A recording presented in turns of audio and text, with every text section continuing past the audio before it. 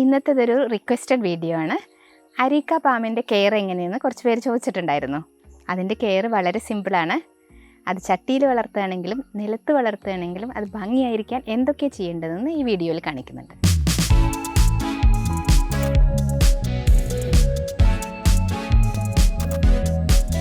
ഈ അരീക്ക പാമ്പുണ്ടല്ലോ, അത് ഇൻറ്റീരിയർ ലാൻഡ്സ്കേപ്പിങ്ങിന് നല്ല ഫേമസ് ആയിട്ടുള്ളൊരു പ്ലാന്റാണ്.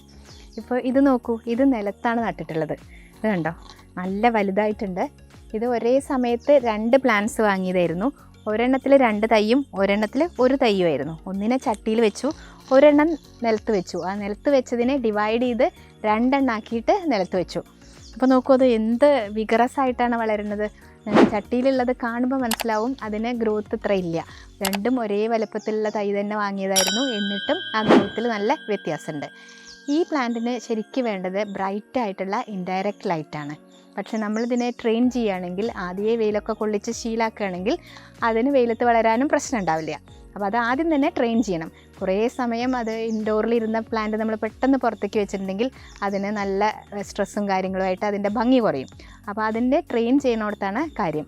ഇത് നോക്കൂ, ഇതിൻ്റെ ബേസൊക്കെ, അതിൻ്റെ കടയൊക്കെ നല്ല വണ്ണത്തിൽ വന്നു. ഇതിന് തൈകളൊക്കെ നിറച്ച് മുളയ്ക്കണമൊക്കെ ഉണ്ട്. ഇതിനെ ഇപ്പോൾ ഡിവൈഡ് ചെയ്ത് നമുക്ക് മാറ്റണമെങ്കിലൊക്കെ നല്ല ബുദ്ധിമുട്ടാണ്. കാരണം അതിൻ്റെ വേരൊക്കെ നല്ല ഡീപ്പായിട്ട് അടിയിലേക്ക് പോയി. പക്ഷേ ചട്ടിയിലുള്ളതാണെങ്കിൽ നമുക്കത് ചട്ടിയിൽ നിന്ന് വലിച്ചെടുത്തിട്ട് അതിനെ ഡിവൈഡ് ചെയ്യാം. ആ 2 തൈയിനെയും നടുവിൽ കൂടെ സെൻറ്ററിൽ കൂടെ നല്ല ഷാർപ്പായിട്ടുള്ളൊരു കത്തി വെച്ചിട്ട് അതിനെ സ്പ്ലിറ്റ് ചെയ്തിട്ട് നട്ടാൽ നമുക്ക് 2 തൈ കിട്ടും. പക്ഷേ ഇങ്ങനെ വളരുമ്പോൾ നമുക്കത് സ്പ്ലിറ്റ് ചെയ്തെടുക്കൽ നല്ല ബുദ്ധിമുട്ടാണ്. ഈ നിലത്ത് വളരുന്ന ചെടികൾക്ക് പ്രത്യേകിച്ച് ഒരുപാട് കെയറിൻ്റെ ആവശ്യമില്ല. കാരണം എന്താ, ഇത് നോക്കുമ്പോൾ നമ്മളൊരു എഡ്ജിൽ കൊണ്ടുതന്നെയാണ് വെച്ചിട്ടുള്ളത്. ഇതിൻ്റെ അടുത്ത് വേറെ ചെടികളും ഉണ്ട്. അപ്പോൾ ഇതിൻ്റെ റൂട്ട്സൊക്കെ നന്നായി വളർന്ന് ആ ചെടികൾക്കൊക്കെ, പൂക്കളുണ്ടാവുന്ന ചെടികൾക്കൊക്കെ ഇടുന്ന ഫെർട്ടിലൈസറും കാര്യങ്ങളൊക്കെ അത് കുറേശ്ശെ അത് വലിച്ചെടുക്കും. അപ്പോൾ ഇതിന് നമ്മൾ പ്രത്യേകിച്ച് കെയർ ചെയ്യേണ്ട കാര്യമില്ല. ഇതിനെ റെഗുലറായി നനയ്ക്കേ വേണ്ടൂ.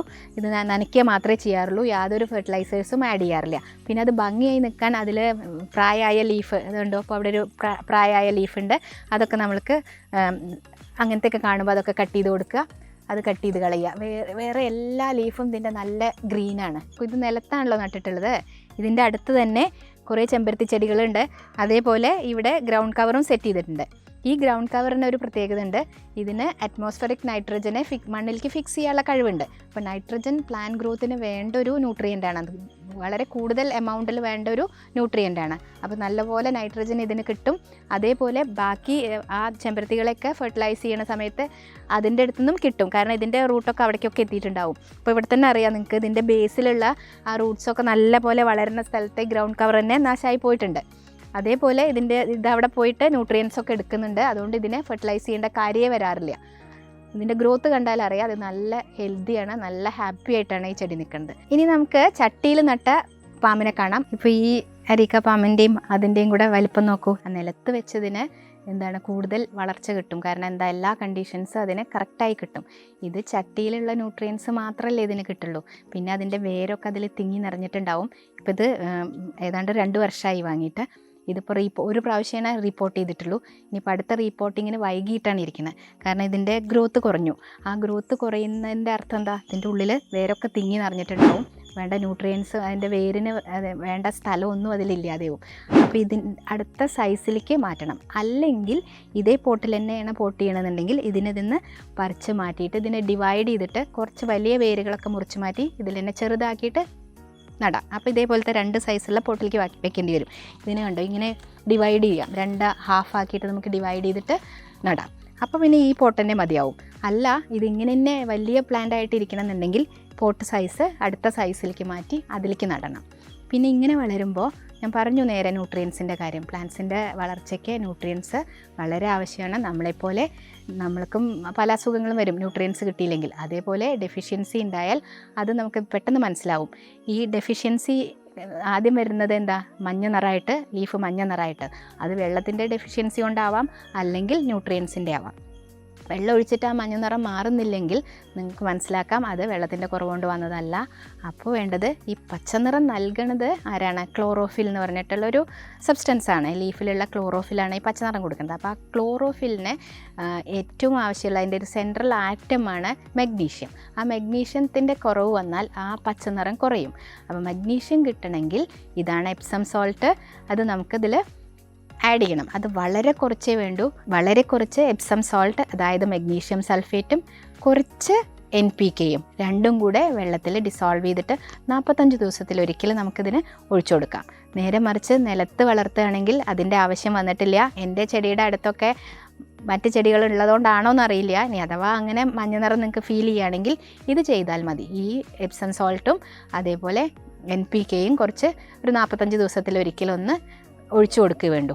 യൂഷ്വലി നിലത്ത് വെച്ച ചെടികൾ കൂടുതൽ ഹെൽത്തി ആയിട്ടാണ് കാണാറ്, പ്രശ്നങ്ങളധികം കാണാറില്ല. പിന്നെ ഇത് നനയ്ക്കുമ്പോൾ ശ്രദ്ധിക്കാനുള്ളത്, എപ്പോഴും നല്ലപോലെ വെള്ളം ഒഴിച്ചിട്ട് വെള്ളം ഡ്രെയിനേജ് ട്രേയിലേക്ക് വന്നോട്ടെ, എന്നിട്ട് ആ വെള്ളം എടുത്ത് കളയുക.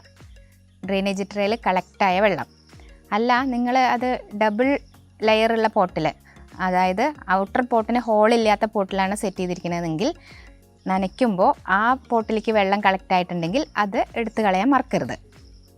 പിന്നെ ഇത് വീടിൻ്റെ ഉള്ളിൽ സെറ്റ് ചെയ്താലും പുറത്ത് സെറ്റ് ചെയ്താലും നനയ്ക്കുന്നത് ഡിഫറെൻ്റ് ആണ്. വീടിനകത്ത് സെറ്റ് ചെയ്യുമ്പോൾ നമുക്ക് ആഴ്ചയിലൊരിക്കലൊക്കെ നനച്ചാൽ മതിയാവും. ഇതേപോലെ നന്നായി നനയ്ക്കുക, എന്നിട്ട് അടിയിൽ കളക്റ്റായ വെള്ളം കളയുക. പിന്നെ ഒന്ന് സോയിൽ ഇടയ്ക്ക് ചെക്ക് ചെയ്ത് നോക്കുക. നല്ല വേനൽക്കാലം വന്നാൽ അത് വല്ലാതെ ഡ്രൈ ആയിട്ടുണ്ടോ എന്നുള്ളത്. വല്ലാതെ ഡ്രൈ ആയി എന്ന് തോന്നിയാൽ ചിലപ്പോൾ 2 പ്രാവശ്യമൊക്കെ വേണ്ടി വരും. പുറത്തിരിക്കുന്നത് കൂടുതൽ പ്രാവശ്യം നനയ്ക്കേണ്ടി വരും. അതെവിടെയാണ് വെച്ചതെന്നതിനനുസരിച്ച് ആണ് എത്ര പ്രാവശ്യം നനയ്ക്കണം എന്നുള്ളത് നമ്മൾ ഡിസൈഡ് ചെയ്യുന്നത്. പിന്നെ ഈ ഇൻഡോർ പ്ലാന്റ്സ് ഒക്കെ ഭംഗിയായിരിക്കാൻ നമുക്കൊരു കാര്യം ശ്രദ്ധിക്കണം. നമുക്ക് 2-3 സെറ്റ് ചെടികൾ വേണം. അത് റൊട്ടേറ്റ് ചെയ്തിട്ട്, അതായത് കുറച്ച് ദിവസം ഒരു 2 ആഴ്ച നമ്മൾ വീടിനകത്ത് വെച്ച ചെടിയെ സിറ്റ് ഔട്ടിലേക്ക് മാറ്റാം. പക്ഷേ ഒരു കാര്യം പ്രത്യേകം ശ്രദ്ധിക്കണം, വെയിൽ ഒട്ടും തട്ടരുത്. ഉള്ളിലിരുന്ന് പ്രാക്ടീസ് ആയിട്ടുള്ള ചെടികൾക്ക് വെയിൽ പെട്ടെന്ന് തട്ടി അതിൻ്റെ ഭംഗി വിചാരിച്ചേക്കാൾ കൂടുതൽ പോവുകയാണ് ചെയ്യുക. അപ്പോൾ ഇതിന് ഒരു റൊട്ടേഷൻ ഉണ്ടായിട്ടുണ്ടെങ്കിൽ ചെടികൾ എപ്പോഴും ഭംഗിയായിട്ടിരിക്കും. അതാണ് ശ്രദ്ധിക്കാനുള്ളത്. ഇൻഡോറിൽ വെക്കുന്നത് ഒന്ന് ഇടയ്ക്ക് പുറത്ത് സിറ്റ് ഔട്ടിലേക്കോ ബാൽക്കണിയിലേക്കോ എവിടേക്കെങ്കിലും ഷിഫ്റ്റ് ചെയ്യുക. അപ്പോൾ അത് ഭംഗിയായിട്ടിരിക്കും. വേറെ സിറ്റ് ഔട്ടിലിരുന്ന ചെടിയെ നമുക്ക് തിരിച്ച് അവിടേക്കും വയ്ക്കാം. അങ്ങനെ ഒന്ന് റൊട്ടേറ്റ് ചെയ്താൽ ഇത് എപ്പോഴും ഭംഗിയായിട്ടിരിക്കും. പിന്നെ ഈ അരീക്ക പാം കോൺക്രീറ്റ് ചട്ടിയിൽ വളർത്താണ്ടിരിക്കുകയാണ് നല്ലത്. കാരണം ഇത് കണ്ടോ, ഇതിൻ്റെ ചട്ടിയൊക്കെ പൊട്ടിച്ചിരിക്കുന്നത് കണ്ടോ, അത് വളരുന്നതിനനുസരിച്ച് അത് പെട്ടെന്ന് ആ ചട്ടി പൊട്ടിപ്പോവും. അപ്പോൾ എപ്പോഴും സേഫ് മൺചട്ടിയാണ്. അപ്പോൾ അത് കുറച്ചുകൂടെ ലാസ്റ്റ് ചെയ്യും. പ്ലാസ്റ്റിക് ചട്ടിയെ അത് പൊട്ടിക്കും.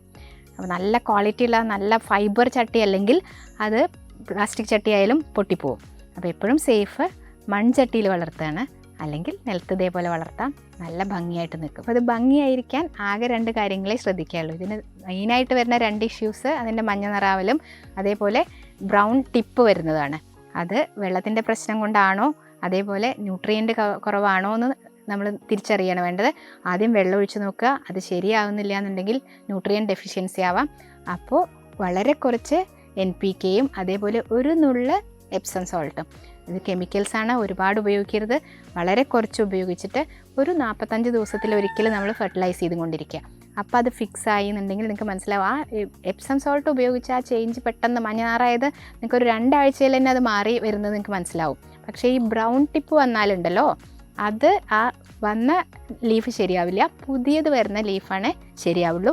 ബ്രൗൺ ടിപ്പ് വന്നു കഴിഞ്ഞാൽ ആ ടിപ്പാണ് കട്ട് ചെയ്ത് കളയുക, ഇലയുടെ ഷേപ്പിൽ തന്നെ കട്ട് ചെയ്ത് കളയുക. അപ്പോൾ ചെടിയുടെ ഭംഗി പോവാതെ അങ്ങനെ നിൽക്കും. പുതിയ ഇലകൾ വരുന്നത് നമുക്ക് നല്ല ഭംഗിയിൽ കിട്ടും ചെയ്യും. അപ്പോൾ അരീക്ക പാമ്പിൻ്റെ കെയർ ഇത്രയേ ഉള്ളൂ. ഈ വീഡിയോ എല്ലാവർക്കും യൂസ്ഫുള്ളായി എന്ന് വിചാരിക്കുന്നു. ഇത്രയും നേരം സബ്സ്ക്രൈബ് ചെയ്യാതെയാണ് വീഡിയോ കണ്ടതെങ്കിൽ ഒന്ന് സബ്സ്ക്രൈബ് ചെയ്യേണ്ട കാര്യം പരിഗണിക്കൂ. എല്ലാ വെള്ളിയാഴ്ചയും ഗാർഡനിങ് റിലേറ്റഡ് ആയിട്ടുള്ള ഓരോ വീഡിയോ അപ്ലോഡ് ചെയ്യുന്നതായിരിക്കും. നിങ്ങൾക്ക് ഇനി ഏതെങ്കിലും പർട്ടിക്കുലർ പ്ലാന്റിൻ്റെ കെയറിനെ പറ്റിയിട്ടുള്ള വീഡിയോ ആവശ്യമുണ്ടെങ്കിൽ താഴെ കമൻറ്റ് ചെയ്തോളൂ. അതെനിക്ക് അറിയുന്നതാണെങ്കിൽ ഞാൻ ചെയ്യാൻ ശ്രമിക്കാം. മറ്റൊരു വീഡിയോയുമായി വീണ്ടും കാണാം. Thanks for watching.